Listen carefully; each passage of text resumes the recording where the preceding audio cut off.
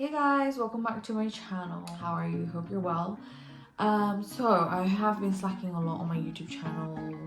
I haven't uploaded anything in like forever. Being at home, being pregnant, I think I just had this surge of, wanting to be creative. Anyway, so today I'm here with a little random chit chat story time about my pregnancy journey because it is coming to an end now. I am currently 40 weeks pregnant and I'm 2 days overdue. I was supposed to give birth, like my due date was 2 days ago. This is just my experience and please let me know what you guys think. I found out I was pregnant. I was actually not even in this country. I was in Nepal because back then I was adamant I wanted to take some time off and spend time with family and so on in Nepal. For those of you who don't know, I only really have like my auntie, my dad and my cousins, so a handful of people in my family. So I really thought, like, with everything going the past few years, let's just move to Nepal, have a fresh start and see how it goes, But just after I left my work and I had like around a month in between before I left, I met my now husband. He ended up being quite serious, quite quick, and we both wanted kids. As crazy as that sounds, but I'm 29 now and he's like 28, but I was like, we're old enough to make our decisions, guys, so no judging. And then so left for Nepal and we were just figuring things out, like, okay, are we gonna be seeing each other, like long distance is hard, whatnot. And fast forward it to my first month in Nepal, I found out that I am pregnant, or I was getting symptoms. So obviously met friends and stuff, went out for drinks, and then it just ended up a little bit disgusting at the end of the night because usually I'm really good with my alcohol, like I can keep it in. So after that I just started getting very tired, my period wasn't coming, and I was a bit like, okay, I think something's up. And obviously I spoke to my husband, then boyfriend, and then he was just like, yeah, I think it is what it is, like I think we're having a baby, who knows, blah. So he came to visit me in Nepal in April, May. It was Nepalese New Year's, that's all I know. He did the test and he came back positive, and we were just very sure from the beginning that this is what we want. And I grew up in that household with figures like, my mom, my dad, like, prominent figures in my life, and I just wouldn't wish that upon my kids to not have. So for us it was like a no-brainer. We're like, yeah, we definitely want to be a family. To the UK in June and planned our really small intimate wedding, and we got married. No fuss, no stress. Well, stress because I was pregnant and party planning, even though it was a small scale. It's very taboo to talk about, but it's my life. No one's paying my bills and I really don't care, because people who get it, who don't get it, it's fine, you do you. So tiring. I was literally like zombie. All I wanted to do was sleep. Didn't want to eat anything with a lot of spice, anything with too much like flavor and stuff. I was like, no. It just made me feel sick. And it was really difficult. All I wanted was plain food. I was craving things like broccoli and just like chicken breast, and just plain food is what I wanted to eat. I barely left my house, and plus in Nepal it was so hot. It was like almost like 26, 28 degrees. I hated going out. It just gave me a headache. I was already feeling nauseous half the time. I don't know how I survived going out and about when my husband came to visit me. Don't know how I did it, but I did it. I was complaining and moaning the whole time. And on top of that, I did catch a cold as well, because I have no idea. Like, I guess your immune system's really low when you're pregnant. Fast forward to when I came back to the UK, I was literally hitting my second trimester, and things started getting really like more easier, because maybe it's the air, maybe it's the atmosphere, just like less chaotic. Yeah, second trimester much better. I had a new start. I was more used to my body, I would say. And another thing is, like, it hit me I was pregnant, obviously, but it didn't hit me I was pregnant until like I was like 5 months, I think. That's when I did the baby like pregnancy reveal as well. You start seeing the bump more, because you don't really see the bump up until like 4 or 5 months, and it's like a rapid growth. Like one day it's not there, next day it's there. Like it's crazy, and then it keeps growing and growing and growing. You feel pregnant, but in a good way. Obviously, I did my first 3-month scan in Nepal, which was great. I went to Hams near my house, so they were great. Like, you know, like most private hospitals in Nepal, it's pretty much like to the point. So I did my first scan there, it was all good, and then coming back to the UK, I had to register myself to basically be allocated to which hospital I want to give birth, blah blah blah. Then the first thing they give you is the blue book they need to bring in for each and every one of your appointments, and this is where all the midwives keep track of you and your baby's health. And you know, because what I've figured out is you rarely get the same midwife twice, and out of all the midwives I saw, 2 of them I saw twice. And yeah, so be ready for that, guys. You don't really see, like, it's not like back in other countries where you have one person allocated to you and you see them the whole journey, your whole pregnancy journey. No, you see different people. There's like 3 different locations I went to. Like one was obviously the hospital where I would be giving birth, and then I had 2 different health centers. Usually my appointments were on the weekdays, they close on the weekends, I think. And yeah, so as soon as I came back, they did the basic checkup on me, and obviously they kept asking me like, where's your first 3 months scan and stuff, and I was like, oh, I had to explain everything. Like, I was in this country, I was in Nepal, blah blah blah. And I did bring my reports, and some midwives were asked for it, some didn't. And eventually, after, like, you know, I did all my tests and stuff in here, it was kind of like I still had to redo everything here, because they don't accept, obviously, from other hospitals in other countries. So I had to redo everything, including like a blood test, the baby's like if the baby has any risks of Down syndrome, I think. Yeah, correct me if I'm wrong, but like just to test the baby, like what are the risk factors. And so they did everything again, which is great. And then I had my scan, and that's when I found out the gender. They'll tell you there and then, but they won't put in an envelope and, you know, do the whole gender reveal shebang. For that you have to go private. 3 weeks there was an appointment. I was lucky that my husband's work was quite flexible, and he always accompanied me.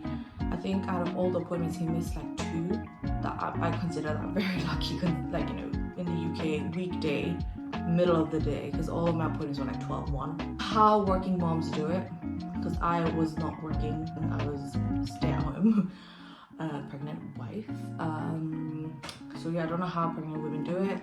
Kudos to you, because even though I said second trimester, you're feeling great and you're energetic, I still would not be, it's not enough for me to be standing around at work dealing with other people and issues. Like, I don't know how people do it.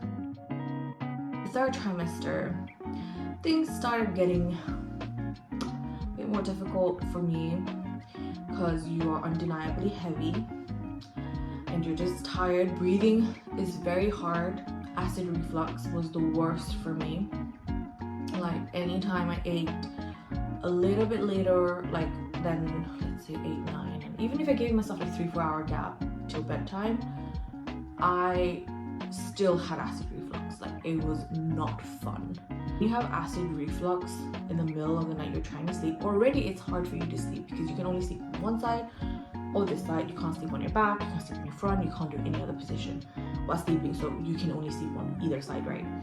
So already it's difficult, and your belly's so heavy, so you just like just think about it. Like, your weight goes here and then your weight goes there. Like, you'll be literally waking up with sore arms most of the time. Well, I did anyways. Constant peeing, because depending on the position of the baby, like some days I'm like great, I can walk around, feel fine, nothing. Some days, due to his position, it could literally be pushing on your bladder and you just feel like you need to go a lot to the bathroom even though you don't. Anyways, even if a tiny bit of liquid, it just causes a lot of discomfort because there's no space. Food, like appetite wise, it was back. Again, because of the acid reflux, I couldn't eat much, but I did always want sugar. Not very good for you because you could get diabetes, or there's other like complications that come with having diabetes. Also a little bit more about like the appointments. What to expect is every time you go in, make sure you have a urine sample. I prefer to do it at home. So even the midwife's like, oh, just take loads with you and just do it at home before you come, but not like last night or too early. Just like let's say an hour before you come to your appointment. So what they do is they obviously check that, check your urine. They do like a litmus test. They always check your blood pressure, blood samples, like quite a few times for me because again, I said I have anemia, like low hemoglobin. So they suggested I take iron tablets, which I did. I took pregnant care and I took the Vitabiotics iron tablets with folic acid. I had constant blood checks like every month, and then they said, yeah, you're clear, you don't need to take your iron tablets anymore. So somehow that fixed it, lay you down, they just like press on your belly to see the baby's position, they measure it, your butt, and they also check the baby's heartbeat. So that is usually just the regular checkup of what they do. And you can ask any questions you want with the midwife, and they will ask you questions as well about how you're feeling, about your emotions. I always ask like, do you guys smoke? And I was like, I'm always like throwing my husband under the bus. I'm like, yeah, he does. And they're like, oh dad, they don't say quit, but they're like, you need to be aware that if you're smoking, you cannot be around the newborn. After you have a cigarette, at least 40 minutes, you cannot touch the baby, and you have to shower, change your clothes, everything, because like the smoke or whatever, the harmful chemicals that cigarettes contain could transfer onto the newborn's like skin and stuff, because in the first couple of months of the newborn's life, they're very, very vulnerable.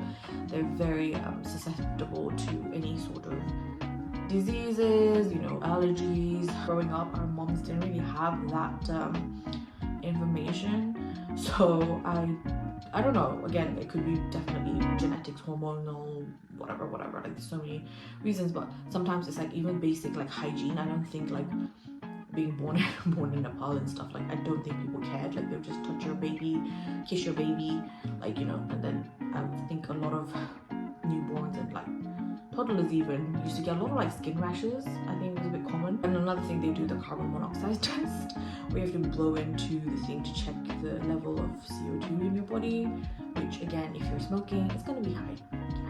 The midwives were like, let him try it. So my husband did it once as well.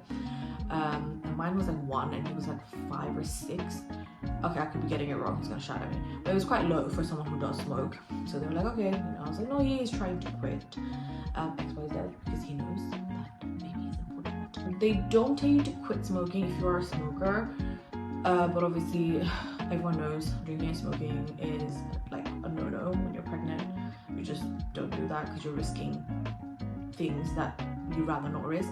But if you're really addicted to smoking and stuff, then they will help you to ease off, but no, they don't tell you to quit. Yesterday, I was due like the day before yesterday, and yesterday I had an appointment, and basically that's when the midwife books you in for an induced labor date, in case the baby decides to not come out 2 weeks or 41 weeks and 5 days, something like that. And yeah, so they'll book you in, and what induced labor is, basically it's fake kickstarting labor, because it's a bit dangerous, I guess, after a certain amount of time if the baby's still not out. I hope that I don't have to go through that, because I think you have to come. So basically the midwife said, just in the morning at 9 a.m, just go to the hospital, tell the midwife, the reception, whatever, that you're here for your induced labor, you're booked in. Pregnancy and like the whole journey is just so varied to each mom, each woman, each pregnancy. Like, it's so true what people say, like you cannot base it on someone's experience, and you can obviously take like hints and tips and things like that. Anything can happen, plans can change. I am low risk at the moment. I am opting for natural birth. When it comes to the medication, I am open to epidural. Let's see, the midwives have gone through with me on what kind of drugs and like medication to expect, and it starts with like painkillers, and then it goes with like maybe injection, and then it goes to like gas and air. Like I don't know which comes first, gas and air or the injection. And then you have the epidural, so it kind of like, you can always ask for your level of painkiller, or you can go unmedicated, it's up to you, you know. So yeah, they discuss all of that with you, and I did want a water birth, but I wasn't so sure, so I didn't in the end. So last minute, anything can happen. I might have to go for C-section, you never know. Again, coming in with a very open birth plan, like I'm not stuck in my ways. Like, I don't want to go in with an expectation and be like disappointed or upset, because anything can happen. So yeah, my advice to all moms is don't be too hard on yourself. Like, life is life. Like, nothing really goes as you expect, even day to day, let alone with things like giving birth and stuff. So don't be too hard on yourself, guys. But yeah, I just went from story time of how I found out I was pregnant to just my experience to general chit chat. Yeah, I don't know. Let me know what you guys think, and I know it's obviously hard to relate for people that aren't pregnant, aren't expecting, but that is fine, because there were a lot of my vloggers, YouTubers that I used to watch before, when they did like just fashion content, lifestyle content, right? And then once they got pregnant, and obviously I didn't watch their pregnancy content because it was like, I couldn't relate. But once obviously I did get pregnant, that is all I watched, the baby content of like what they packed, what they did. My next video might be what's in my hospital bag. Let me know, because again, I'm not a professional advisor. I'm just a usual mom, first time mom, trying to figure it out, getting information where I can, and everything I have learned is from my midwife appointments and watching birthing vlogs and watching other people that have gone through it talk about it, and also my own experience of how I felt.